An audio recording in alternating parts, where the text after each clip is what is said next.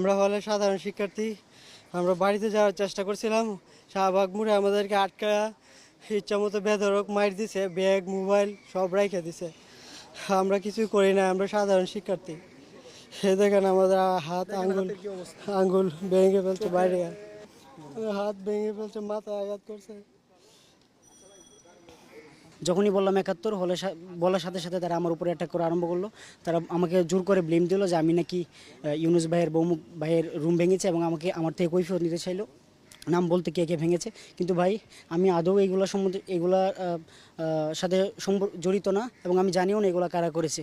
সব থানা সামনে হয়েছে এবং এখানে পুলিশও ছিল। তো আমাকে যখন ভাই বেদর আঘাত করতেছিল, মারতেছিল, আমার চশমা নিচে পড়ে গেছিলো, আমার চোখের দুই দিকে থাপ্পড় দিয়েছে, যার কারণে আমি কিছু দেখতে পাচ্ছিলাম না। তখন এক পুলিশকে আমি জড়িয়ে ধরেছিলাম, বলছিলাম যে ভাই আমাকে প্লিজ বাঁচান। তখন এক পুলিশ আমাকে বলছে ভাই আপনি এদিকে দৌড় দেন। তখন আমি দৌড় দিলাম, দৌড় দিয়ে এক রিক্সাওয়ালাকে বললাম যে ভাই আমার